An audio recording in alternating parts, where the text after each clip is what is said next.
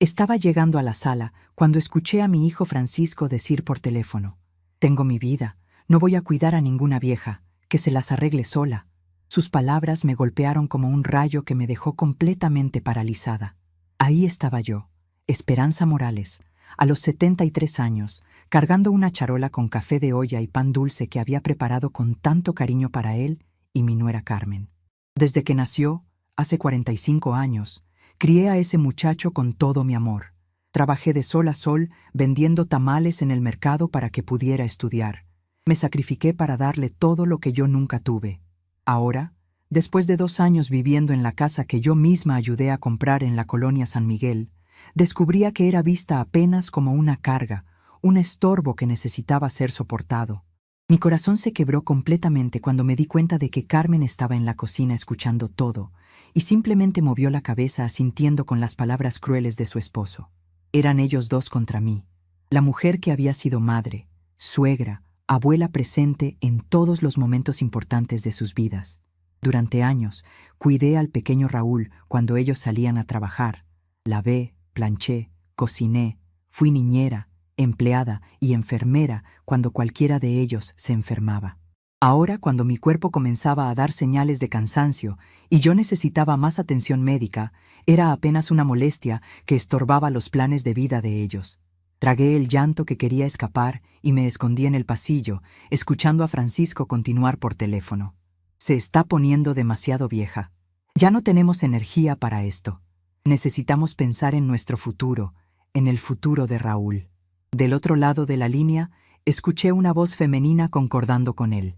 Después de que colgó el teléfono, Carmen apareció en la sala y le dijo bajito a Francisco: «Tienes razón, mi amor. Siempre está quejándose de algún dolor, siempre necesitando ir al médico. Y come demasiado también. Las cuentas de comida aumentaron mucho». Cada palabra que salía de esa conversación me causaba una dolor profunda en el pecho, como si años de dedicación y amor fueran borrados en cuestión de minutos. Dejé la charola en la mesa de la sala y regresé a mi cuarto en silencio, sentándome en la orilla de la cama para tratar de procesar lo que acababa de escuchar. Pero lo que ellos no sabían era que yo había guardado algunos secretos durante todos estos años, secretos que podrían cambiar todo. La casa donde vivíamos, aquella que ellos pensaban que era de ellos, aún estaba a mi nombre. El dinero que mi difunto esposo Arturo había dejado en una cuenta secreta, sobre la cual nunca le conté a nadie, aún estaba intocado esperando por un momento como este. Y en aquel momento, mientras escuchaba a mis propios familiares planeando deshacerse de mí, algo dentro de mí comenzó a despertar. No era rabia, sino una determinación silenciosa que no sentía desde hacía mucho tiempo. Los recuerdos comenzaron a llegar como oleadas. Recordé cuando Francisco era pequeño y se enfermaba de fiebre, cómo me quedaba despierta toda la noche poniendo paños fríos en su frente, cómo le cantaba las canciones que mi madre me había enseñado para calmarlo.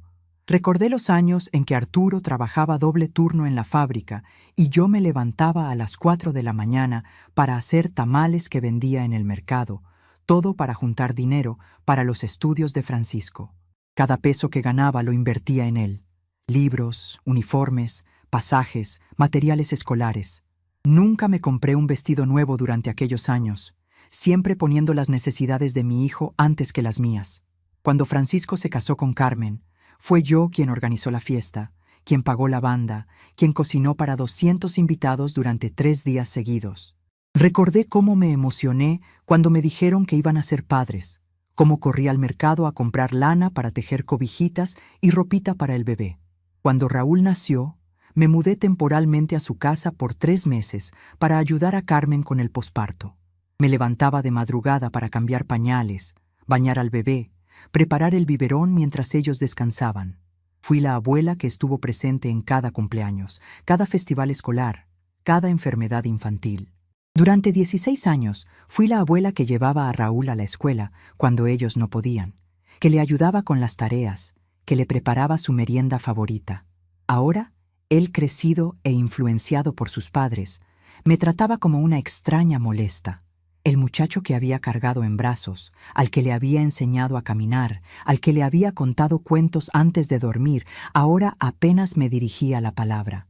Era como si todos los momentos hermosos que habíamos compartido hubieran sido borrados de su memoria.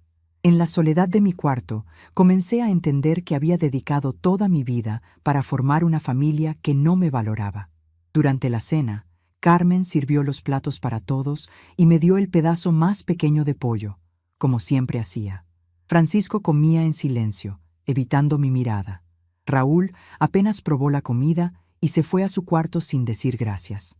Cuando intenté platicar sobre mis citas médicas de la siguiente semana, Carmen suspiró fuerte y Francisco siguió viendo su celular como si yo no existiera. Esa noche, mientras todos dormían, abrí el cajón donde guardaba documentos antiguos y encontré el acta de defunción de mi querido Arturo. Recordé cómo él, en los últimos meses de vida, me había confiado sobre una cuenta bancaria que había abierto sin contarle a nadie, ni siquiera a Francisco. «Esperanza», me dijo tomando mi mano, «ese dinero es solo nuestro. Guarda bien esta información, porque algún día puedes necesitarla». En ese tiempo, pensé que él estaba siendo solamente precavido, pero ahora me daba cuenta de que Arturo, con su sabiduría, había intuido que algún día yo podría quedar sola y necesitar independencia financiera. Al día siguiente, mientras Francisco se alistaba para ir al trabajo, escuché que le decía a Carmen: «Hablé con mi compadre Javier anoche. Me recomendó un asilo muy bueno en Santa Fe. No es caro y dicen que tratan bien a los viejitos». Carmen respondió: «Perfecto, amor. Ya era hora. No podemos seguir así, necesitamos nuestro espacio». Raúl, que estaba desayunando, no dijo nada, pero vi en sus ojos que sabía perfectamente de qué estaban hablando. Mi propio nieto sabía que sus padres querían deshacerse de mí y no había dicho ni una palabra en mi defensa. Cuando la casa quedó vacía, comencé a revisar los documentos de la propiedad que guardaba en una caja de zapatos. Efectivamente, la casa seguía registrada a mi nombre porque nunca había hecho la transferencia oficial a Francisco. Durante años él me había dicho que no había prisa para resolver esa cuestión legal, y ahora entendía por qué nunca insistió. En el fondo, sabía que la casa no era suya por derecho, solo por conveniencia. Durante años, pagué sola el predial y todas las contribuciones municipales, manteniendo la propiedad siempre a mi nombre. Esa misma tarde, cuando ellos regresaron, noté cómo actuaban diferente. Francisco llegó con unos folletos en la mano que rápidamente escondió cuando me vio en la sala. Carmen evitaba mirarme directamente y se mantenía más tiempo del normal en la cocina. Raúl subió directamente a su cuarto sin siquiera saludarme. Durante la cena, la tensión era tan fuerte que se podía cortar con un cuchillo. Nadie hablaba. Solo se escuchaba el ruido de los cubiertos contra los platos. Era como si estuvieran esperando el momento apropiado para darme una noticia que ya sabía que no me iba a gustar.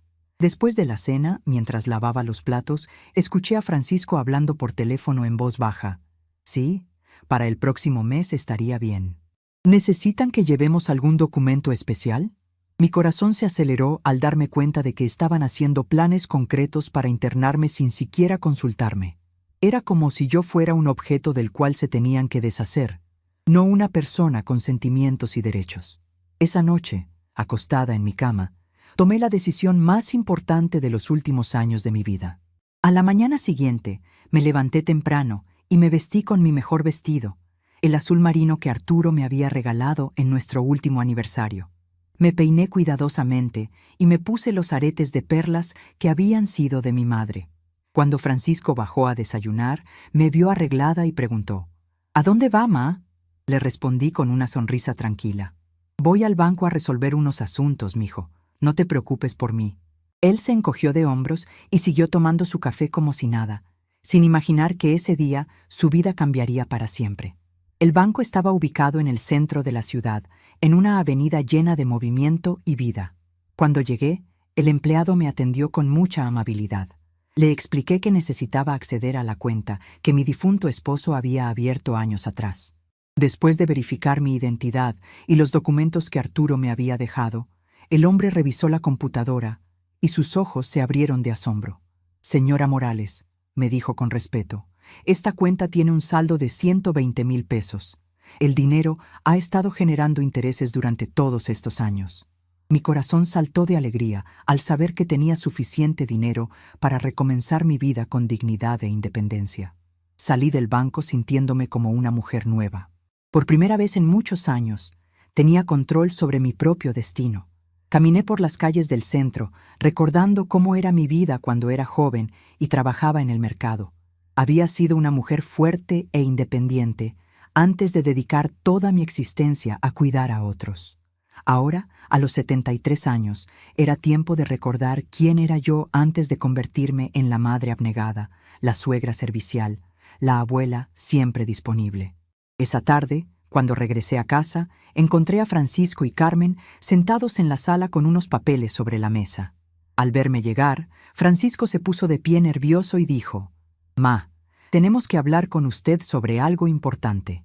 Carmen lo miraba expectante, como esperando que él fuera quien diera las malas noticias. Yo me senté en el sillón y los miré tranquilamente, esperando escuchar las palabras que ya sabía que vendrían. «Pues verá, ma», comenzó Francisco, evitando mirar mis ojos. «Carmen y yo hemos estado pensando que tal vez sería mejor para usted estar en un lugar donde puedan cuidarla mejor. Ya no somos jóvenes y el trabajo nos tiene muy ocupados». Su voz se fue apagando mientras buscaba las palabras correctas para decirme que querían internarme en un asilo. Carmen agregó: «Es un lugar muy bonito, señora Esperanza. Hay actividades para los abuelitos, enfermeras las 24 horas. Usted estaría más cómoda ahí». Los miré a los dos sin demostrar ninguna emoción en mi rostro. Después de unos segundos de silencio que parecieron eternos, les dije con voz calmada: «¿Y esta casa qué va a pasar?». Francisco respondió rápidamente: «Pues nosotros nos quedamos aquí cuidándola. Ma, no se preocupe por eso». Fue en ese momento cuando sonreí por primera vez en días. Una sonrisa pequeña pero llena de una sabiduría que ellos no podían entender todavía. «Está bien, mijos», les dije levantándome del sillón. «Mañana vamos a resolver todo esto. Buenas noches». Los dejé ahí sentados, probablemente pensando que había aceptado sus planes sin oponer resistencia. Si hubieran sabido lo que yo tenía preparado para el día siguiente, tal vez habrían pasado una noche muy diferente. Pero yo había aprendido que a veces la mejor venganza es la que nadie ve venir. Esa noche, mientras empacaba silenciosamente algunas de mis pertenencias más valiosas, sentí una mezcla de tristeza y liberación que no había experimentado nunca. Tristeza por el final de una relación familiar que había durado décadas, pero liberación al saber que pronto estaría libre de ser vista como una carga. Mañana sería el comienzo de una nueva vida, y esta vez sería una vida vivida en mis propios términos. Al día siguiente desperté antes del amanecer, como había hecho durante tantos años cuando trabajaba vendiendo tamales en el mercado. Pero esta mañana era diferente. Mientras preparaba café de olla en la cocina silenciosa, las memorias llegaron como avalancha. Recordé aquellas madrugadas frías en que me levantaba a las 4 para preparar la masa, moler el chile, cocinar la carne. Todo por Francisco. Todo para que mi hijo pudiera tener un futuro mejor que el mío. Ahora, mientras revolvía el café con canela, entendía que había sacrificado mi propia juventud para criar a alguien que me veía como un estorbo. Francisco bajó a desayunar a las 7, como todos los días. Lo observé mientras se servía café y agarraba una concha del plato que había puesto sobre la mesa. Durante 45 años había preparado su desayuno favorito: café caliente y pan dulce. Ni siquiera me dio los buenos días. Solo murmuró algo sobre llegar tarde al trabajo y se dirigió hacia la puerta. Antes de salir, volteó y me dijo: «Ma, hoy en la tarde vamos al asilo para que lo conozca. Carmen ya arregló la cita». Sus palabras me golpearon el corazón, pero mantuve mi rostro sereno. «Está bien, mijo», respondí simplemente. Cuando se fue, me senté en la mesa de la cocina donde tantas veces había ayudado a Francisco con sus tareas escolares. Recordé las noches en que él luchaba con las matemáticas y yo, que apenas había terminado la primaria, me quedaba despierta tratando de entender los problemas para poder ayudarlo. Recordé cómo vendía tamales extra los fines de semana para comprarle libros, uniformes, zapatos nuevos. Nunca le dije que a veces me acostaba sin cenar para que alcanzara el dinero. Nunca le conté que usé la misma ropa durante años para que él pudiera verse bien en la escuela. Carmen apareció en la cocina vestida para ir al salón de belleza. Siempre tenía dinero para sus uñas, su cabello, sus cremas caras, pero cuando yo necesitaba medicinas para la presión arterial, ponía cara de fastidio. «Buenos días, señora Esperanza», me dijo con esa voz falsa que usaba cuando quería parecer amable. «Ya hablé con la directora del asilo. Dice que tienen un cuarto muy bonito disponible». No respondí. Solo seguí tomando mi café mientras ella seguía hablando. «Van a cuidarla muy bien ahí. Tiene jardinito, actividades. Va a estar más contenta que aquí con nosotros». Después de que Carmen se fue, Raúl bajó corriendo las escaleras con su mochila al hombro. Mi nieto, que había sido la luz de mis ojos durante 16 años, apenas me miró. «Hasta luego, abuela», murmuró sin detener su paso hacia la puerta. «No, que tengas buen día, no te amo, no cuídate». Solo un saludo mecánico de alguien que cumple con una obligación social. Era como si el niño cariñoso que yo había criado hubiera desaparecido, reemplazado por un extraño que había aprendido de sus padres que los abuelos son cargas que hay que soportar. Cuando la casa quedó vacía, subí a mi cuarto y saqué una caja de zapatos vieja donde guardaba fotografías. Ahí estaba Francisco bebé en mis brazos, sonriendo sin dientes. Francisco de 5 años el día de su primera comunión, orgulloso con su trajecito blanco que había pagado trabajando doble turno en el mercado. Francisco adolescente el día de su graduación de secundaria, abrazándome fuerte y diciéndome: «Gracias, ma, por todo lo que hiciste por mí». ¿En qué momento ese muchacho agradecido se había convertido en el hombre frío que quería deshacerse de mí? Encontré una fotografía de Arturo y yo el día de nuestra boda. Éramos tan jóvenes, tan llenos de sueños. Él trabajaba en la fábrica textil y yo vendía quesadillas afuera de la escuela primaria. No teníamos mucho dinero, pero éramos felices. Cuando Francisco nació, 3 años después, prometimos darle todo lo que nosotros no habíamos tenido. Cumplimos esa promesa, pero al hacerlo, nos olvidamos de enseñarle gratitud, humildad, respeto por los que lo habían criado. Las lágrimas comenzaron a rodar por mis mejillas mientras sostenía una foto de cuando Francisco se casó con Carmen. Yo estaba parada entre ellos dos, sonriendo radiante, creyendo que mi familia se hacía más grande. Había pagado la mitad de esa boda con mis ahorros. Había cocinado durante días para los invitados. Había decorado el salón con mis propias manos. Carmen me había dicho que yo era como una segunda madre para ella. Ahora entendía que esas palabras habían sido mentira. Para ella, yo nunca había sido familia, solo una sirvienta gratuita que cuidaba su casa y su hijo. Recordé el día que nació Raúl. Carmen había tenido complicaciones durante el parto y yo me quedé en el hospital 3 días cuidándola, durmiendo en una silla incómoda, asegurándome de que tuviera todo lo que necesitaba. Cuando llegamos a casa con el bebé, me instalé en el cuarto de huéspedes por 3 meses para ayudar durante las noches. Raúl era un bebé muy inquieto que lloraba mucho. Yo me levantaba cada 2 horas para cambiarle el pañal, darle el biberón, cargarlo hasta que se calmara. Carmen y Francisco dormían toda la noche mientras yo criaba a su hijo. Durante los primeros años de Raúl, prácticamente fui su segunda madre. Yo lo llevaba al parque, le enseñé a caminar, le canté las mismas canciones que le había cantado a Francisco. Cuando Carmen regresó al trabajo, yo me convertí en la niñera de tiempo completo sin recibir un peso por mi trabajo. Cuidé a ese niño con el mismo amor que había cuidado a mi propio hijo. Le preparaba sus comidas favoritas, lo llevaba al médico cuando se enfermaba, lo consolaba cuando lloraba. Era yo quien estaba presente en sus primeras palabras, sus primeros pasos, sus primeras sonrisas. Conforme Raúl crecía, yo seguía siendo la abuela que siempre estaba disponible.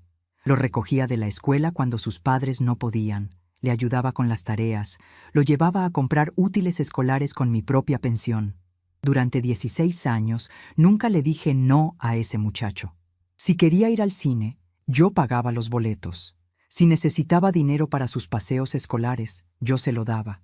Si sus padres estaban muy ocupados para ir a sus festivales, yo era quien se sentaba en primera fila aplaudiendo sus actuaciones. Pero en algún momento, Raúl comenzó a cambiar. Tal vez fue cuando cumplió 14 años y empezó a escuchar las conversaciones de sus padres sobre mí. Tal vez fue cuando comenzó a notar cómo Carmen suspiraba cuando yo hablaba, o cómo Francisco evitaba mis ojos cuando le pedía algo. Los adolescentes aprenden rápido quién tiene poder en la casa y quién no. Mi nieto había aprendido que despreciarme era la forma de ganarse la aprobación de sus padres. Mientras guardaba las fotografías, recordé todas las veces que había sacrificado mis propias necesidades por mi familia. Cuando Arturo se enfermó de los riñones, gasté todos mis ahorros en sus medicinas y tratamientos. Nunca les dije a Francisco y Carmen que había vendido mis aretes de oro para pagar la última quimioterapia. Nunca les conté que durante meses comí solo frijoles y tortillas para que alcanzara el dinero de los médicos. Para ellos, yo era solo una mujer que nunca había tenido problemas económicos, que siempre había tenido todo resuelto.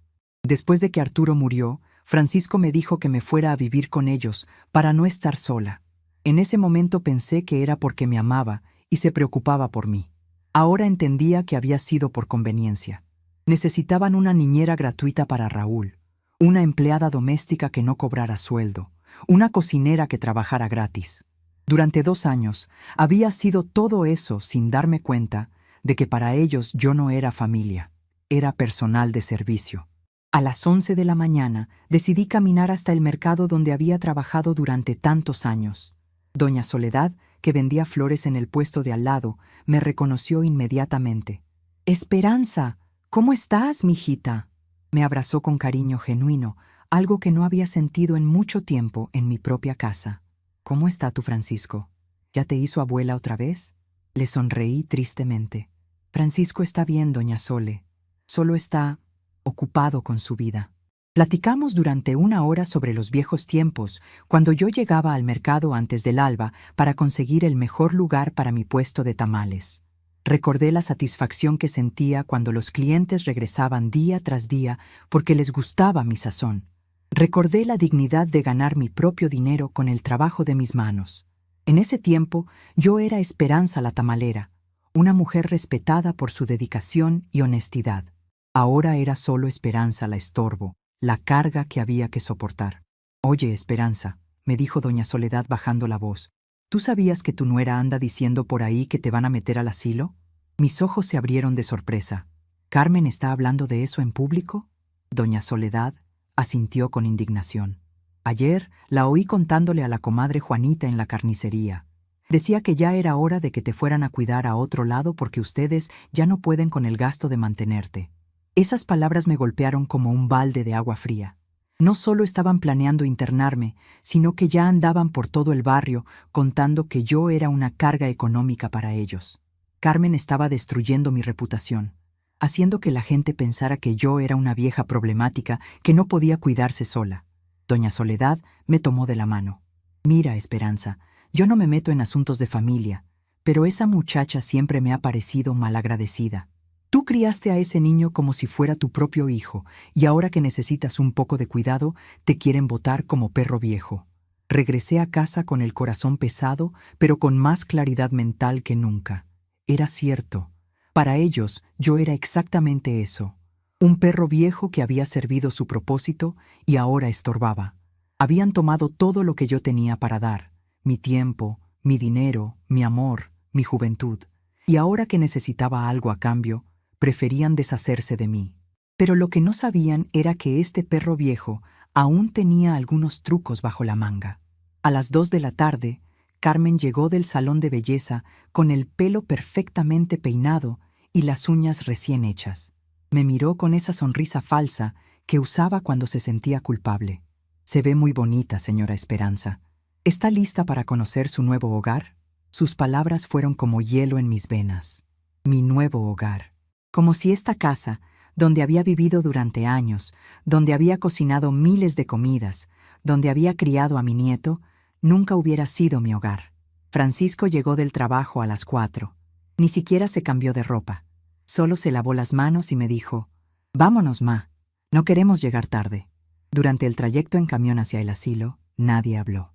Francisco miraba por la ventana. Carmen revisaba su teléfono y yo observaba las calles de mi ciudad, preguntándome si sería la última vez que las vería como una mujer libre. El silencio era tan pesado que se podía cortar con un cuchillo. El asilo estaba ubicado en las afueras de la ciudad, un edificio gris rodeado de una barda alta. Desde afuera parecía más una cárcel que un hogar. La directora, una mujer de mediana edad con sonrisa profesional, nos recibió en su oficina. Señora Morales, qué gusto conocerla. Su familia me ha contado mucho sobre usted. Me preguntó sobre mis medicamentos, mis enfermedades, mis rutinas diarias. Era como si estuviera siendo procesada para ingresar a prisión. Nos enseñó las instalaciones, comedores con mesas de plástico, cuartos pequeños con 2 camas cada uno, una sala común con sillas desgastadas donde algunos ancianos miraban televisión con cara de resignación. Aquí estaría su cama, dijo la directora señalando una cama junto a la ventana. Su compañera de cuarto es doña Refugio. Es muy tranquila, casi no habla. Miré esa cama que podría convertirse en mi última parada en la vida y sentí que mi corazón se encogía. Durante el recorrido, Francisco y Carmen hacían preguntas sobre costos, horarios de visita, reglamentos. Hablaban de mí como si yo no estuviera ahí, como si fuera un objeto que necesitaban almacenar en algún lugar. ¿Cuánto tiempo tardan los trámites de ingreso?, preguntó Carmen con ansias. Podemos tenerla aquí para la próxima semana, respondió la directora. Una semana. En una semana, mi libertad habría terminado para siempre. En el camino de regreso, Francisco finalmente habló. ¿Qué le pareció, ma? Es un lugar muy bonito, ¿verdad? Le respondí con una sonrisa que había aprendido a fingir muy bien. Sí, mijo. Se ve muy tranquilo. Por dentro, estaba tomando la decisión más importante de mis 73 años de vida. No iba a permitir que me encerraran en ese lugar. No iba a dejar que me trataran como basura después de una vida entera de sacrificios. Esa noche, durante la cena, la tensión era evidente. Carmen había cocinado pollo en mole, mi platillo favorito. Era su forma de calmar su conciencia, de hacer algo bonito por mí, antes de deshacerse de mí. Francisco comía en silencio, evitando mi mirada. Raúl apenas tocó la comida y se excusó diciendo que tenía tarea. Era la última cena en familia que tendríamos, aunque ellos no lo sabían todavía. Después de lavar los platos, me senté en la sala a ver las noticias. Francisco se acercó y se sentó a mi lado. «Ma», me dijo con voz que intentaba sonar cariñosa. «Usted sabe que la queremos mucho, ¿verdad? Solo queremos lo mejor para usted. En el asilo va a estar más cómoda. Va a tener amigas de su edad, actividades». Sus palabras sonaban huecas, como un discurso que había ensayado. «Lo sé, Francisco», le respondí. «Siempre has querido lo mejor para mí». Esa noche, acostada en mi cama, escuché a Francisco y Carmen hablando en su cuarto. «Ya está todo arreglado», decía Carmen. «El lunes la llevamos y ya. Por fin vamos a tener nuestra casa para nosotros solos». Francisco respondió. «Sí, ya era hora. Ahora podremos ahorrar dinero, viajar, tener una vida normal». Una vida normal. Para ellos, una vida normal era una vida sin mí. Pero mientras ellos hacían planes para su futuro sin mí, yo también estaba haciendo planes. Mañana iba a ser un día muy especial. Mañana iba a recuperar mi dignidad y mi libertad. Mañana, Francisco y Carmen iban a descubrir que subestimaron gravemente a la mujer que creían conocer. La historia apenas comenzaba, y esta vez yo iba a escribir el final. El sábado amaneció con un cielo despejado, como si el universo mismo estuviera de mi lado.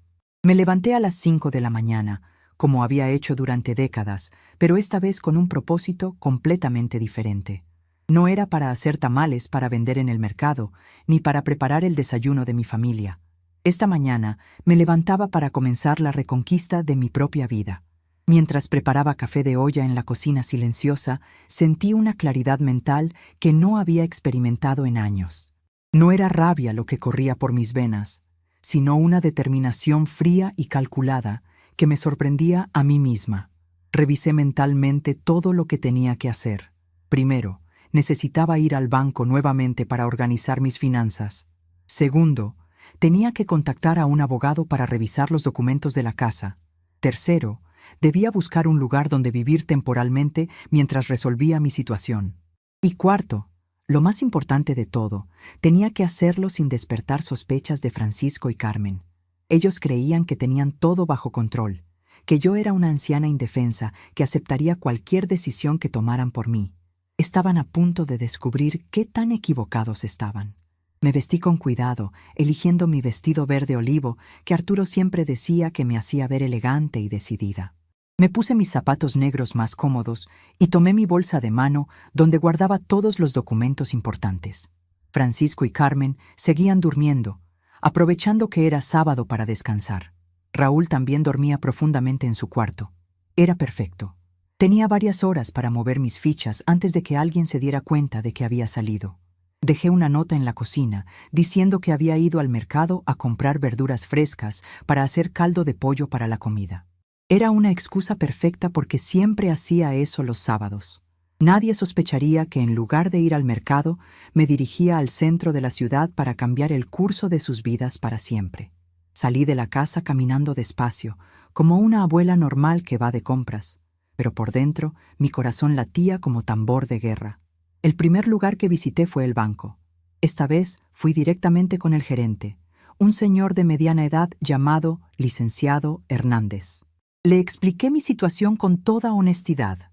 Tenía 73 años. Mi familia quería internarme en un asilo contra mi voluntad y necesitaba organizar mis asuntos financieros para recuperar mi independencia.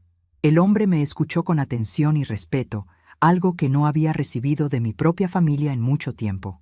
Señora Morales, me dijo con seriedad, usted tiene derecho a manejar sus propias finanzas mientras esté en pleno uso de sus facultades mentales. Y por lo que veo, usted está perfectamente lúcida. Me ayudó a abrir una cuenta nueva donde transferí todo el dinero de la cuenta secreta de Arturo. También me explicó cómo podía poner la casa en venta sin necesidad de consultarlo con nadie, ya que estaba registrada únicamente a mi nombre. ¿Está segura de que quiere vender la propiedad?, me preguntó. Completamente segura, le respondí sin dudar ni un segundo. Después del banco, fui a una oficina de bienes raíces que estaba a 3 cuadras de ahí. La agente, una mujer joven llamada licenciada Martínez, me recibió con amabilidad cuando le expliqué que quería vender mi casa. ¿Los otros residentes de la propiedad están de acuerdo con la venta?, me preguntó. Yo soy la única propietaria, le aclaré mostrándole las escrituras. Ellos son inquilinos que no pagan renta, pero eso va a cambiar muy pronto. La licenciada Martínez revisó los documentos y me confirmó que todo estaba en orden. Me explicó que casas en mi colonia se estaban vendiendo muy bien debido a la cercanía con el nuevo centro comercial. Podríamos ponerla en el mercado por 250,000 pesos, me dijo. Es una cantidad bastante buena para una propiedad de ese tamaño. Mi corazón saltó de alegría. Con ese dinero más lo que tenía en el banco, podría comprar un departamento pequeño en una zona tranquila y vivir cómodamente el resto de mis días. ¿Qué tan rápido podemos proceder?, le pregunté. Si todos los papeles están en orden, podríamos tener compradores viendo la casa la próxima semana. Hay mucha demanda en su zona. Le pedí que fuera discreta con las visitas, que llamara directamente a mi celular para coordinar los horarios. No quería que Francisco y Carmen se enteraran hasta que fuera demasiado tarde para detenerme. La licenciada entendió perfectamente la situación y me aseguró que manejaría todo con la mayor confidencialidad posible. Mi siguiente parada fue el bufete de abogados que me había recomendado el gerente del banco. El licenciado García era un hombre mayor, de unos 60 años, especializado en derecho familiar y protección de adultos mayores. Le conté toda mi historia. Los años de sacrificios, la ingratitud de mi familia, los planes de internarme contra mi voluntad y mi decisión de recuperar el control de mi vida. Me escuchó sin interrumpir, tomando notas de vez en cuando. Señora Morales, me dijo cuando terminé de hablar, lo que me está contando es más común de lo que usted imagina. Muchas familias ven a los adultos mayores como cargas en lugar de seres humanos con derechos. Legalmente, usted tiene todo el derecho de disponer de sus bienes como mejor le parezca. Me explicó que podía vender la casa sin consultarlo con nadie, que podía cambiar su testamento para excluir a personas ingratas, y que ningún adulto mayor puede ser internado en un asilo sin su consentimiento expreso. ¿Qué pasaría si ellos trataran de declararme incapaz mentalmente?, le pregunté, porque esa era una de mis mayores preocupaciones.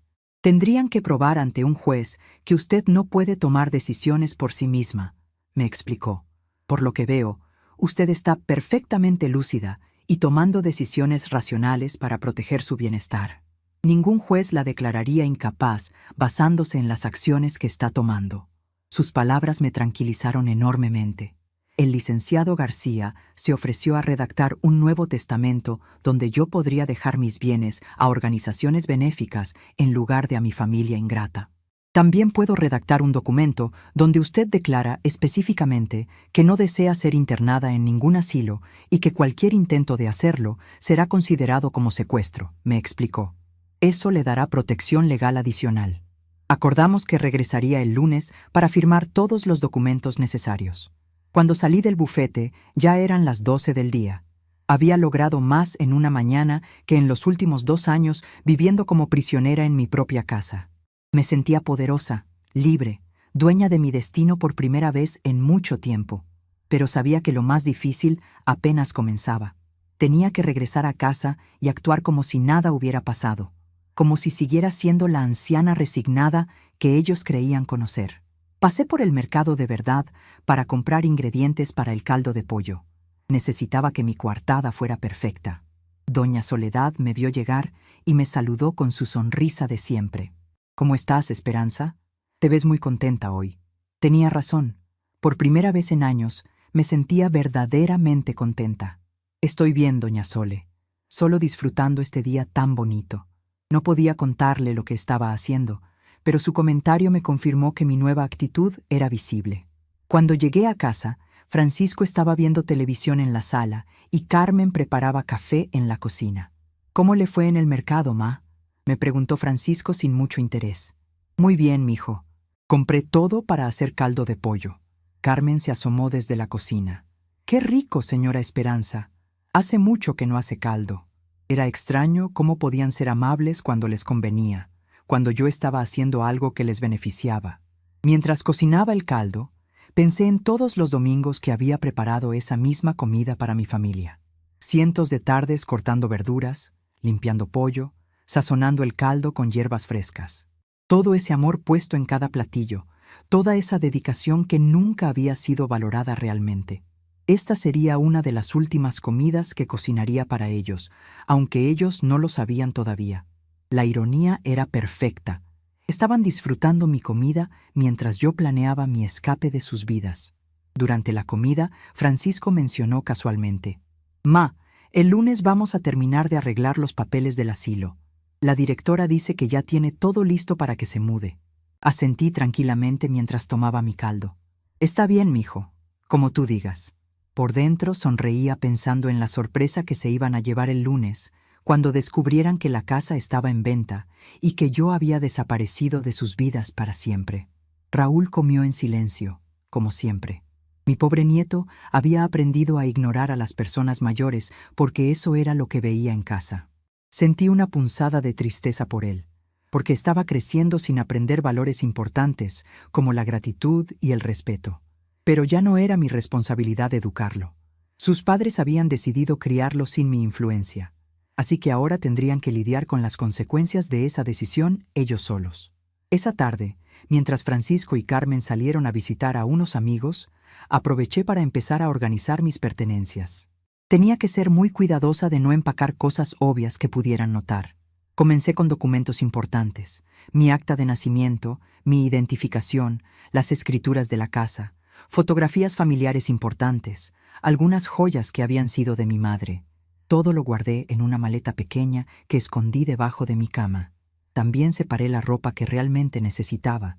No podía llevarme mucho porque tendría que salir sin que se dieran cuenta, pero seleccioné mis vestidos favoritos, ropa interior, medicamentos importantes y algunos libros que Arturo me había regalado. Cada objeto que guardaba representaba una parte de mi vida que estaba rescatando de las garras de la ingratitud. Eran mis tesoros personales que no iba a dejar atrás para que los desecharan como basura. El domingo fue el día más tenso de todos. Francisco y Carmen actuaban con normalidad, pero yo podía sentir que estaban ansiosos por deshacerse de mí. Comentarios como «mañana va a ser un día muy importante» o «espero que todo salga bien» llenaban sus conversaciones. Me trataban con una amabilidad forzada que me daba náuseas.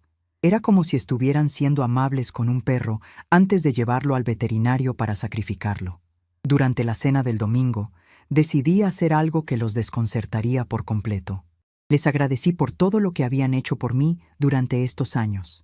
Francisco, le dije mirándolo directamente a los ojos, quiero que sepas que valoro mucho que me hayas recibido en tu casa después de que murió tu papá.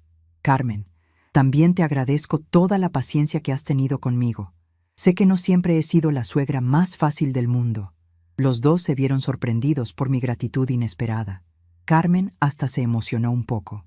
Ay, señora Esperanza, no diga eso.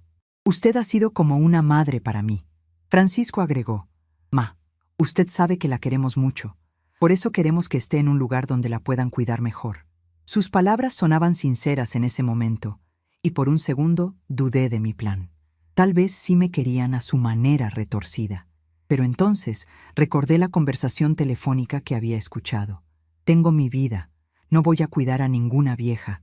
Recordé todos los suspiros de fastidio, todas las miradas de impaciencia, todos los momentos en que me habían hecho sentir como un estorbo. No, esta muestra de afecto era solo culpabilidad. Era la forma que tenían de hacer que su decisión pareciera un acto de amor en lugar del abandono cruel que realmente era. Esa noche, acostada en mi cama, escuché los preparativos que hacían en el cuarto de al lado. Carmen organizaba una maleta con mis cosas más viejas, la ropa que ya no me gustaba usar. Francisco buscaba mis documentos médicos para llevarlos al asilo. Estaban empacando mi vida como si fuera mercancía que había que mover de un lugar a otro. No les importaba qué quería llevarme o qué era importante para mí. Habían decidido todo sin consultarme. A las 2 de la mañana, cuando toda la casa estaba en silencio profundo, me levanté silenciosamente y terminé de empacar mi maleta secreta. Revisé que tuviera todo lo importante: dinero en efectivo, documentos, medicamentos, ropa para una semana, fotografías de Arturo y de Francisco cuando era niño. También escribí 3 cartas, una para Francisco, una para Carmen y una para Raúl. En ellas explicaba mis razones sin rabia, solo con la dignidad de una mujer que había decidido recuperar el control de su vida. La carta para Francisco decía: Hijo mío, durante 45 años te di todo lo que tenía, mi juventud, mis sueños, mi dinero, mi amor. Pensé que cuando fuera mayor, tú me cuidarías como yo te cuidé. Pero escuché lo que realmente piensas de mí. No quieres cuidar a ninguna vieja, y yo respeto eso. Por eso decidí liberarte de esa carga. Desde hoy cuidaré de mí misma. La casa se vende esta semana. Busca tu propio lugar para vivir con tu familia. Aprende a valorar lo que tienes antes de que sea demasiado tarde. Tu madre, Esperanza. La carta para Carmen era más directa. Carmen, durante 16 años fui tu suegra, niñera gratuita, empleada sin sueldo y enfermera cuando me necesitaste. Criaste a tu hijo en mi casa, comiste mi comida, usaste mis servicios sin pagar un peso. Ahora que necesito un poco de cuidado a cambio, prefieres deshacerte de mí. Está bien. Acepto que nunca fui familia para ti, solo una sirvienta conveniente. Desde hoy, eres libre de buscar quien limpie tu casa y cuide a tu hijo. Esperanza. La carta para Raúl era la más triste de todas. Raúl, mi querido nieto, te crié como si fueras mi propio hijo. Te di todo mi amor, mi tiempo, mi dinero para tus gustos. Pero aprendiste de tus padres que los abuelos no importan. Ojalá algún día entiendas el error que cometiste al elegir despreciar a quien te amó incondicionalmente. Cuando seas viejo, recuerda esta historia y trata mejor a quienes te aman. Tu abuela, que siempre te recordará con cariño a pesar de todo. Las coloqué en sobres separados y las dejé sobre la mesa de la cocina. Mañana, cuando bajaran para desayunar y encontraran la casa vacía, entenderían que la mujer que creían conocer había desaparecido para siempre. En su lugar había nacido una nueva Esperanza, libre, independiente y dueña de su propio destino. La transformación silenciosa estaba completa. A las 5 de la mañana del lunes, me levanté por última vez en esa casa que había sido mi hogar durante 2 años, pero que nunca había sido realmente mía. El silencio era total. Francisco, Carmen y Raúl dormían profundamente, sin imaginar que cuando despertaran, sus vidas habrían cambiado para siempre. Tomé mi maleta que había escondido debajo de la cama y me vestí con mi mejor conjunto, el vestido azul marino que Arturo me había regalado y mis zapatos negros más elegantes. Si iba a salir de esa casa, lo haría con dignidad. Dejé las 3 cartas sobre la mesa de la cocina, junto a la cafetera donde Francisco siempre tomaba su primer café del día. Sabía que las encontraría en pocas horas y que su mundo se vendría abajo. Por un momento, sentí una punzada de dolor al pensar en su reacción, pero inmediatamente recordé sus palabras. Tengo mi vida, no voy a cuidar a ninguna vieja. Él había elegido su camino, y ahora yo estaba eligiendo el mío. Salí de la casa cuando el cielo apenas comenzaba a aclararse. Las calles estaban vacías, solo algunos trabajadores madrugadores caminaban hacia las paradas del camión.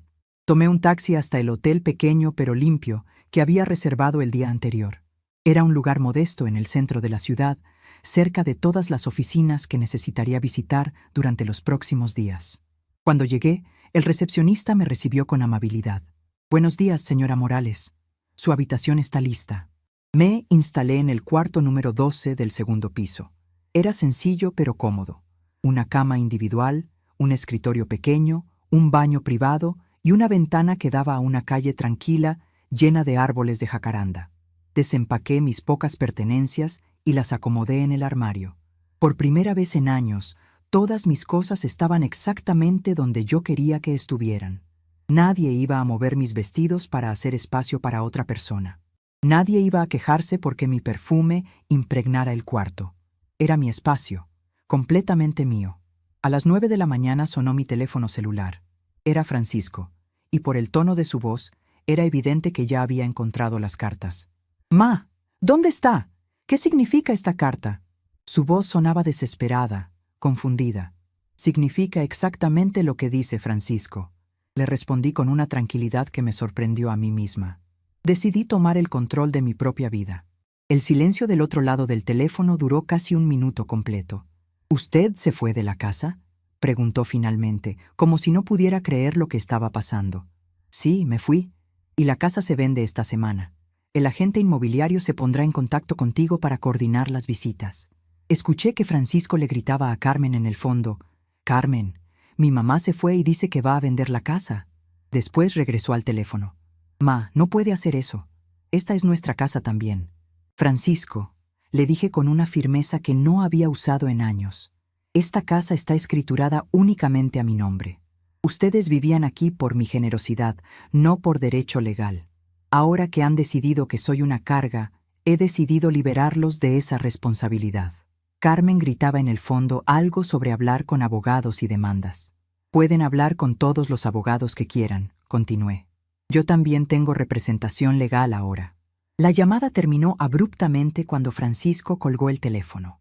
Me quedé sentada en la cama del hotel, sintiendo una mezcla extraña de libertad y melancolía. Era doloroso romper lazos familiares de tantos años, pero era necesario para recuperar mi dignidad. No podía seguir viviendo como una carga no deseada en mi propia casa, esperando que me enviaran a un asilo cuando ya no pudieran soportarme más. A las 10 de la mañana fui a la cita que tenía programada con el licenciado García. Su bufete estaba en un edificio antiguo, pero bien mantenido, con oficinas llenas de libros de derecho y diplomas en las paredes. Me recibió con una sonrisa tranquilizadora. «Señora Morales, ¿cómo se siente después de dar el primer paso hacia su independencia?». Le conté sobre mi salida de la casa esa mañana y la reacción de Francisco. «Es normal que se sientan sorprendidos», me explicó el abogado. «Muchas familias se acostumbran tanto a controlar a los adultos mayores que olvidan que siguen siendo personas con derechos legales». Me ayudó a firmar varios documentos importantes. Un poder notarial para que él pudiera representarme en la venta de la casa, un nuevo testamento donde dejaba mis bienes a organizaciones benéficas que ayudaban a adultos mayores abandonados, y una declaración legal donde establecía claramente que no deseaba ser internada en ningún asilo contra mi voluntad. «Con estos documentos», me explicó, «usted tiene protección legal completa. Nadie puede forzarla a hacer nada que no quiera hacer. Y si intentan declararla incapaz mentalmente, este expediente prueba que usted está tomando decisiones racionales y bien fundamentadas». También me dio una copia de todos los documentos para que los guardara en un lugar seguro. Me sentí como una general preparando su defensa antes de una batalla importante. Después del bufete, fui a la inmobiliaria para coordinar los detalles de la venta. La licenciada Martínez me informó que ya había 3 familias interesadas en ver la casa. Podemos programar las visitas para esta tarde si usted está de acuerdo, me dijo. Mientras más rápido la vendamos, mejor precio podremos conseguir. Le di mi aprobación y le pedí que coordinara todo directamente conmigo, sin involucrar a los actuales ocupantes de la casa. ¿Los inquilinos van a causar problemas durante las visitas?, me preguntó la agente. Posiblemente, le respondí con una sonrisa. Pero no tienen derecho legal a impedir la venta. Si causan disturbios, podemos llamar a la policía para que los desalojen por alteración del orden público. Era extraño sentir ese poder después de tantos años de ser tratada como una persona sin derechos en mi propia casa. A la 1 de la tarde, regresé al hotel para almorzar en el restaurante pequeño que estaba en la planta baja. Pedí pozole y tortillas recién hechas, mi comida favorita que casi nunca podía disfrutar en casa porque Carmen decía que olía mucho y que ensuciaba la cocina. Por primera vez en años, comí exactamente lo que quería, a la hora que quería, sin tener que justificarme con nadie. Era una sensación embriagante de libertad. Mientras comía, mi teléfono sonó varias veces. Primero fue Carmen, llorando y suplicándome que regresara a casa. Señora Esperanza, por favor no haga esto. Nosotros la queremos mucho. Solo queríamos lo mejor para usted. Su voz sonaba desesperada, pero yo sabía que era el pánico de perder la casa gratuita, no amor genuino por mí. Carmen, le dije suavemente, si me hubieran querido de verdad, me habrían consultado sobre su decisión de internarme. Me habrían tratado como familia, no como una carga. La segunda llamada fue de Raúl, y esa sí me dolió profundamente. Mi nieto lloraba al teléfono. Abuela, por favor, regresa a casa. Mis papás están muy alterados y no entiendo qué está pasando. Por un momento, mi resolución se tambaleó. Quise salir corriendo del hotel y regresar a consolarlo. Pero entonces recordé todos los momentos en que él me había ignorado. Todas las veces que había salido del comedolor cuando yo trataba de platicar con él. Raúl, le dije con voz temblorosa, durante 16 años traté de ser la mejor abuela del mundo para ti, pero tú aprendiste de tus papás que yo no importaba. Ahora que soy libre, tal vez algún día puedas entender por qué tuve que tomar esta decisión. Él siguió llorando y preguntando si podía ir a visitarme. Cuando seas mayor de edad y puedas tomar tus propias decisiones, tal vez podamos hablar, le respondí antes de colgar. La tercera llamada fue la más difícil de todas. Francisco había conseguido mi dirección del hotel y amenazaba con venir a buscarme para llevarme de regreso a casa. Ma, usted no puede vivir sola, no tiene dinero para mantenerse. Regrese a casa y olvídese de estas tonterías. Su tono era autoritario, como si estuviera hablando con una niña desobediente. Francisco, le dije con una frialdad que nunca había usado con él, tengo 73 años y he vivido más vida que tú. Tengo dinero suficiente para mantenerme, y si vienes a molestarme, voy a llamar a la policía. A las 3 de la tarde, la licenciada Martínez me llamó para confirmarme que la primera familia llegaría a ver la casa a las 4. Su familia está muy alterada, me advirtió. El señor Francisco me gritó por teléfono y dijo que no iban a permitir que nadie entrara a la casa. Le aseguré que él no tenía autoridad legal para impedir las visitas y que si causaba problemas, tendríamos respaldo de las autoridades. Decidí ir a observar desde lejos las visitas a la casa. Tomé un taxi y le pedí al chófer que se estacionara en la esquina de mi antigua calle, donde podía ver la entrada de la casa sin ser vista. A las 4 en punto, llegó un carro blanco con la licenciada Martínez y una joven pareja que parecía interesada en comprar. Vi cómo Francisco salió de la casa con cara de furia y comenzó a discutir con la agente inmobiliaria. Desde la distancia, pude ver todo el drama que se desarrollaba en la banqueta. Carmen salió de la casa cargando maletas, como si estuvieran preparándose para irse a otro lugar. Raúl permanecía en la puerta, viendo todo con cara de confusión total. La pareja de compradores potenciales se veía muy incómoda con la situación, y después de 10 minutos se fueron sin siquiera entrar a ver la casa. Francisco había saboteado su primera oportunidad de venta. Mi teléfono sonó inmediatamente. Era la licenciada Martínez, muy molesta.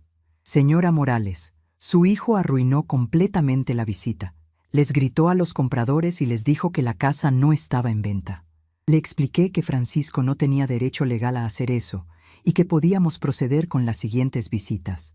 Tal vez sería mejor esperar hasta que ellos se vayan de la propiedad. me sugirió. Voy a conseguir una orden judicial para que los desalojen si es necesario. Esa noche, en mi cuarto de hotel, reflexioné sobre todo lo que había pasado en mi primer día de libertad.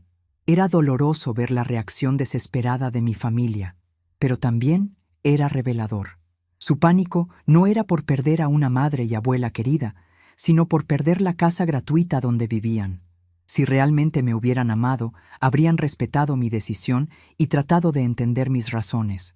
En lugar de eso, estaban tratando de intimidarme para que regresara. El martes por la mañana recibí una llamada inesperada del licenciado García. Señora Morales, su familia contrató a un abogado para tratar de detener la venta de la casa. Alegan que usted no está en condiciones mentales para tomar decisiones importantes. Me reí al escuchar eso. Era exactamente lo que había predicho que harían. ¿Qué tan fuerte es su caso?, le pregunté. Muy débil, me aseguró. Usted ha demostrado estar perfectamente lúcida y ha tomado decisiones racionales con asesoría legal apropiada. Además, ellos tendrían que probar que usted ha perdido sus facultades mentales y toda la evidencia apunta en dirección contraria. Me explicó que podríamos acelerar el proceso de venta para evitar más interferencias de Francisco. Si conseguimos un comprador en efectivo, podríamos cerrar el trato en una semana. Esa misma mañana, la licenciada Martínez me llamó con buenas noticias. Tengo una pareja que quiere comprar su casa sin verla primero. Revisaron las fotos y la descripción y están dispuestos a pagar el precio completo si podemos cerrar el trato rápidamente. Era una bendición caída del cielo. ¿Cuándo podemos firmar los papeles?, le pregunté inmediatamente. Si todo sale bien, podríamos firmar el jueves y ellos podrían tomar posesión de la casa el viernes, me explicó. Eso les daría a los actuales ocupantes 3 días para encontrar otro lugar donde vivir. Era perfecto. Francisco y Carmen tendrían que enfrentar la realidad de que sus acciones tenían consecuencias reales e inmediatas. El miércoles por la mañana, Francisco apareció en el hotel. El recepcionista me llamó para preguntarme si quería recibirlo. Dígale que estoy ocupada y que si quiere hablar conmigo puede llamar por teléfono, le respondí. No estaba lista para una confrontación cara a cara todavía. Necesitaba mantener mi fuerza emocional hasta que la venta de la casa estuviera completamente finalizada. Francisco esperó en el lobby durante 2 horas, pero finalmente se fue cuando se dio cuenta de que no iba a recibirlo. Esa tarde me llamó, y por primera vez en días, su voz sonaba quebrada en lugar de enojada. Ma, por favor hablemos. No entiendo por qué está haciendo esto. Siempre fuimos una familia unida. Sus palabras me causaron una dolor profunda en el pecho, pero mantuve mi determinación. Francisco, le dije con voz calmada pero firme, una familia unida no planea deshacerse del miembro más vulnerable sin consultarlo. Una familia unida no ve a su matriarca como una carga que hay que soportar. Tú decidiste que tenías tu vida y que no ibas a cuidar a ninguna vieja. Yo simplemente estoy respetando tu decisión y liberándote de esa responsabilidad. Pero Ma, ¿dónde va a vivir? ¿Cómo va a mantenerse?, me preguntó, y por primera vez en su voz detecté preocupación genuina por mi bienestar. Voy a vivir en un departamento pequeño, pero digno, donde nadie me vea como un estorbo, y me voy a mantener con el dinero de la venta de la casa y los ahorros que tu papá dejó. Hubo silencio del otro lado del teléfono. ¿Qué ahorros?, preguntó confundido. Los ahorros que Arturo dejó en una cuenta secreta, la cual tú nunca supiste que existía, le expliqué. Tu papá fue más sabio que yo. Previó que algún día yo podría necesitar independencia económica. Francisco se quedó callado por un momento largo. ¿Cuánto dinero es?, preguntó finalmente. Suficiente para vivir dignamente sin depender de hijos ingratos, le respondí antes de colgar el teléfono. El jueves firmé los papeles de venta en el bufete del licenciado García. La pareja compradora era muy amable. El señor Roberto Vázquez y su esposa Cecilia, ambos maestros jubilados que querían una casa tranquila para disfrutar sus años dorados. Cuando les conté brevemente mi situación, me expresaron su apoyo total. Usted hizo lo correcto, señora Morales, me dijo doña Cecilia. Nadie merece ser tratado como una carga por su propia familia. Con la venta oficialmente cerrada, recibí un cheque por 250,000 pesos. Sumado al dinero de la cuenta de Arturo, tenía un total de 370,000 pesos. más que suficiente para comprar un departamento pequeño y vivir cómodamente durante muchos años. Por primera vez desde la muerte de mi esposo, me sentía económicamente segura e independiente. Esa tarde, la licenciada Martínez fue personalmente a entregar la notificación de desalojo a Francisco y Carmen. Tenían 24 horas para salir de la propiedad porque los nuevos dueños tomarían posesión al día siguiente. Cuando recibí la llamada confirmando que la notificación había sido entregada, sentí una mezcla de tristeza y alivio. La batalla legal había terminado, y yo había ganado. El viernes por la mañana, desde la ventana de mi cuarto de hotel, vi pasar un camión de mudanzas dirigiéndose hacia mi antigua colonia. Era probable que Francisco y Carmen estuvieran cargando sus pertenencias para mudarse a algún departamento rentado que tendrían que pagar con su propio dinero. Ya no tenían una abuela conveniente que les proporcionara casa gratis mientras ellos ahorraban para sus lujos personales. Esa misma tarde recibí mi última llamada de Francisco. Su voz sonaba completamente derrotada. «Ma, ya nos salimos de la casa. Encontramos un departamento pequeño que vamos a rentar». Hubo una pausa larga antes de que continuara. «No sabía que usted tenía tanto dinero ahorrado. Si lo hubiéramos sabido...» Su voz se desvaneció, como si se diera cuenta de lo que estaba admitiendo. «Si hubieran sabido que tenía dinero, me habrían tratado con más respeto». Completé su oración. Esa es exactamente la razón por la que Arturo mantuvo esos ahorros en secreto. Él sabía que ustedes me querían por lo que podía darles, no por lo que soy como persona. Francisco intentó protestar, pero lo interrumpí. Ahora tienes la oportunidad de aprender a valorar a las personas por quienes son, no por lo que tienen. Espero que sea una lección que no olvides nunca. Colgué el teléfono por última vez y me quedé sentada en silencio en mi cuarto de hotel. Afuera, la Ciudad de México seguía su ritmo normal. El tráfico, las voces de los vendedores ambulantes, la vida continuando como siempre. Pero para mí, todo había cambiado. Ya no era Esperanza la víctima, sino Esperanza la sobreviviente. Había recuperado mi dignidad, mi independencia y mi derecho a ser tratada con respeto. La lección había sido impartida, dolorosa, pero necesaria. A veces, las personas solo aprenden a valorar lo que tienen cuando lo pierden para siempre. 3 meses han pasado desde que salí de aquella casa por última vez, y cada mañana despierto en mi nuevo departamento con una sensación de paz que había olvidado que existía.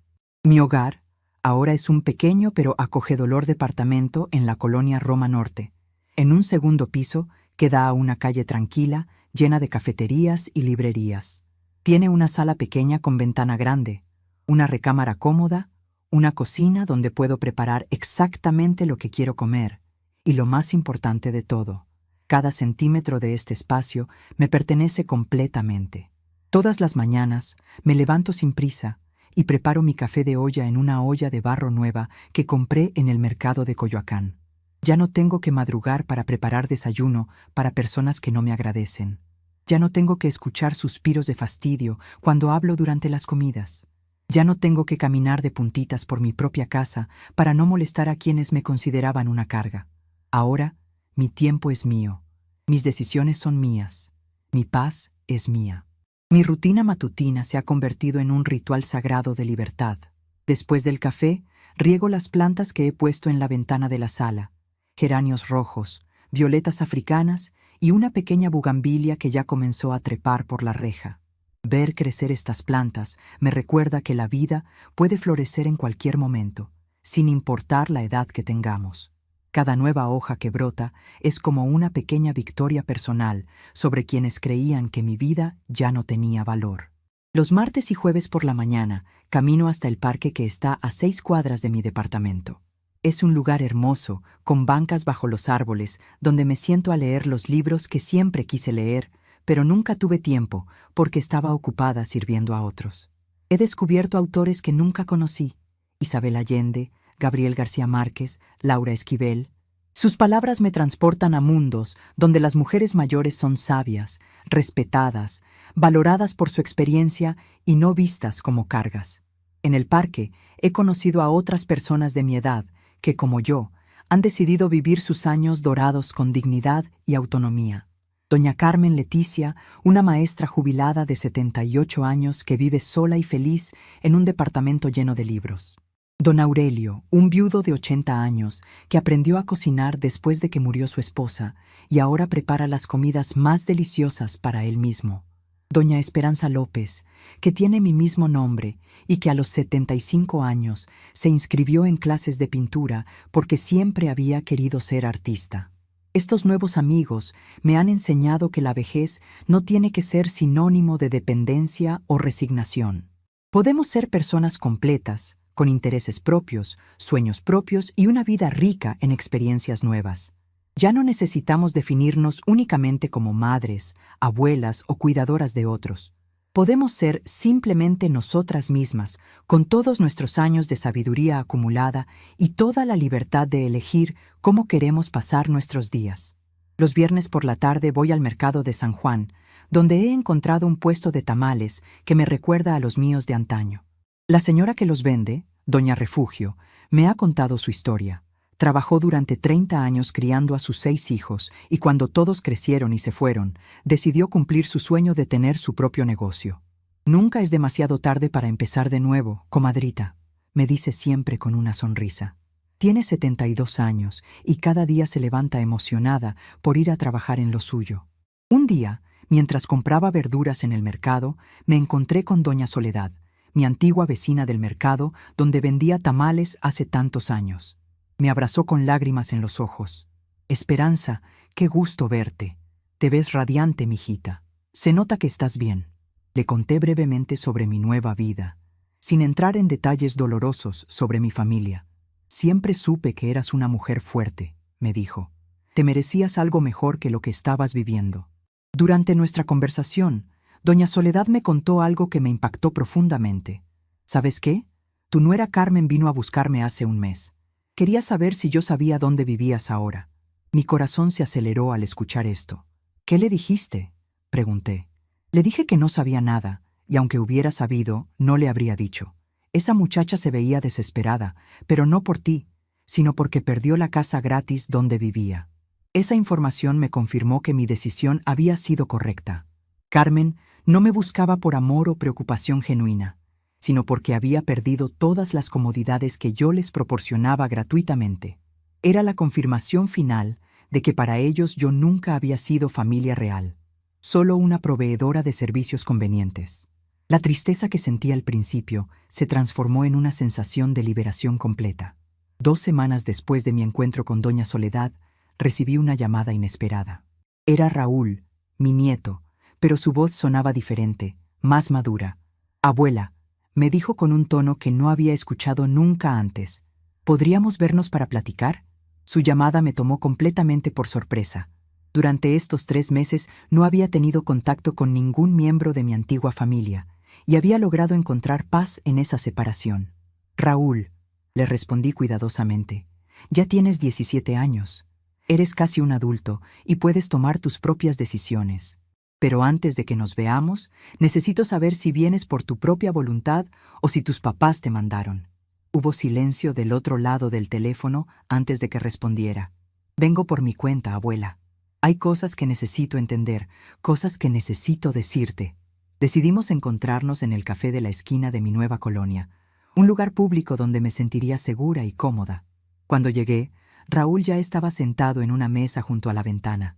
Lo reconocí inmediatamente, pero se veía diferente, más delgado, con ojeras profundas, como si hubiera pasado muchas noches sin dormir. Cuando me vio entrar, se puso de pie nerviosamente. «Hola, abuela», me dijo con voz temblorosa. «Gracias por aceptar verme». Nos sentamos uno frente al otro, y por primera vez en años, mi nieto me miró directamente a los ojos. «Abuela», comenzó con dificultad. Estos meses han sido los más difíciles de mi vida. No por la mudanza o por el dinero, sino porque he entendido cosas que nunca había entendido antes. Le serví té de manzanilla del que había pedido y esperé a que continuara. Cuando usted se fue y vendió la casa, siguió. Mis papás estuvieron enojados durante semanas, pero yo empecé a recordar cosas.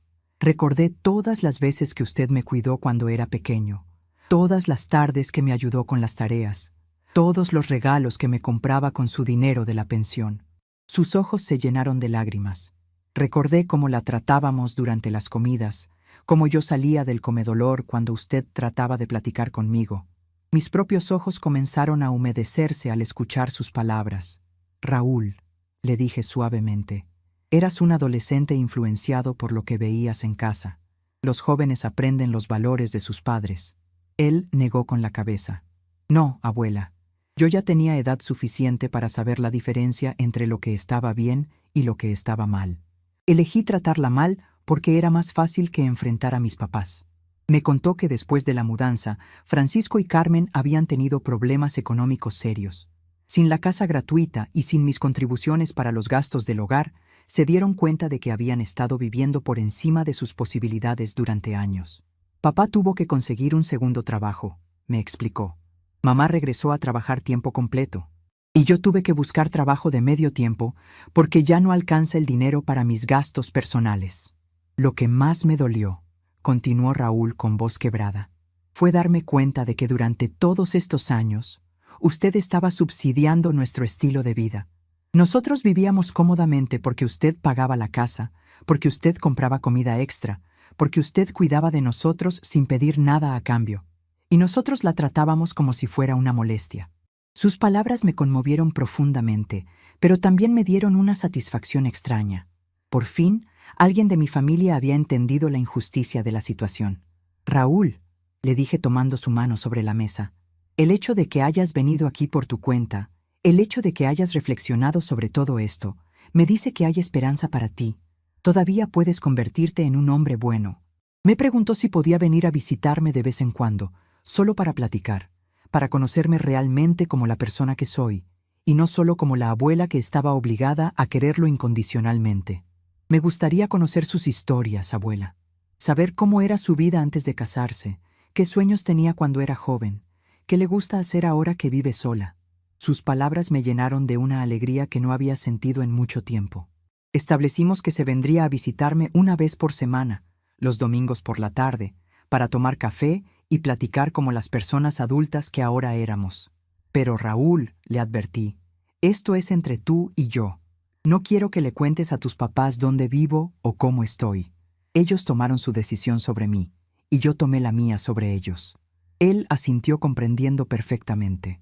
Durante los siguientes meses, las visitas de Raúl se convirtieron en la parte más hermosa de mi semana. Cada domingo llegaba puntual con flores del mercado y una sonrisa genuina. Me contaba sobre sus estudios, sus planes para el futuro, sus reflexiones sobre la familia y la vida. Yo le contaba historias de cuando era joven, de mi noviazgo con su abuelo Arturo, de mis sueños truncados y de mis sueños nuevos que estaba cumpliendo a los 73 años. Una tarde de domingo, Raúl me preguntó algo que me sorprendió. «Abuela, ¿usted perdona a mis papás por lo que le hicieron?» Reflexioné profundamente antes de responder.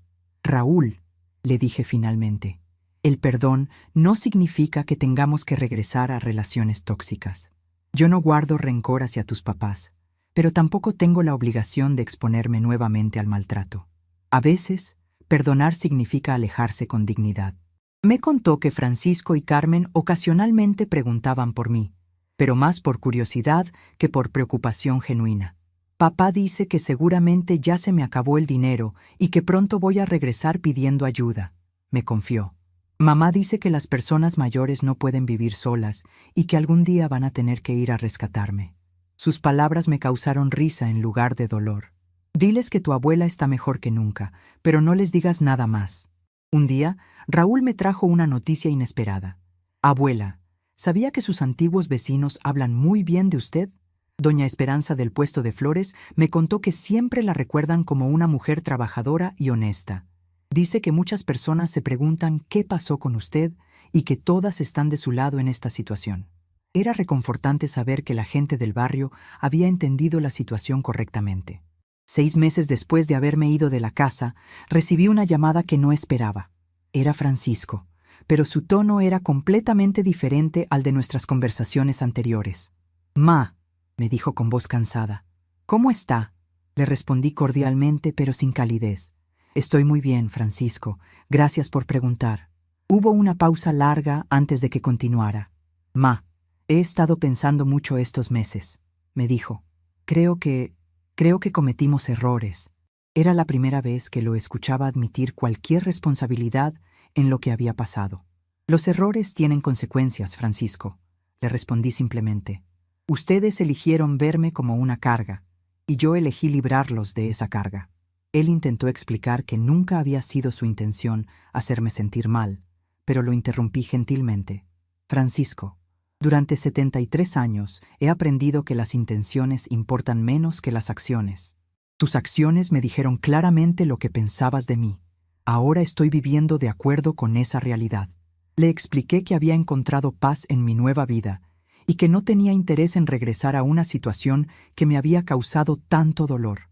Pero Ma, insistió, usted es mi madre. Siempre va a ser mi madre. Sí, Francisco, le respondí con una serenidad que me sorprendió. Siempre voy a ser tu madre. Eso significa que siempre te voy a querer, pero también significa que te voy a decir la verdad aunque no te guste escucharla. La verdad es que me fallaste cuando más te necesitaba, y ahora ya no necesito tu ayuda para nada. El silencio que siguió fue largo y pesado. Antes de colgar, Francisco me preguntó si podía venir a visitarme algún día. Tal vez en el futuro, le respondí, cuando hayas aprendido realmente a valorar a las personas por lo que son, no por lo que pueden darte. Le expliqué que cualquier relación futura tendría que construirse sobre bases completamente nuevas, con respeto mutuo y reconocimiento de mi autonomía como persona adulta. Esa noche, después de la llamada, me senté en mi sillón favorito junto a la ventana y reflexioné sobre todo el camino que había recorrido. 9 meses atrás era una mujer que se sentía como una carga en su propia casa, que aceptaba migajas de afecto y que creía que merecía ser tratada como un estorbo. Ahora era una mujer libre, económicamente independiente, rodeada de nuevos amigos que me valoraban y con una relación renovada con mi nieto basada en respeto mutuo. Mi departamento se había convertido en un refugio de paz donde cada objeto tenía su lugar porque yo así lo decidí.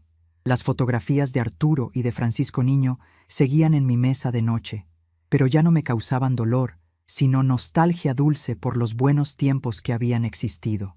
Había aprendido a honrar el pasado hermoso, sin aferrarme a relaciones que se habían vuelto tóxicas.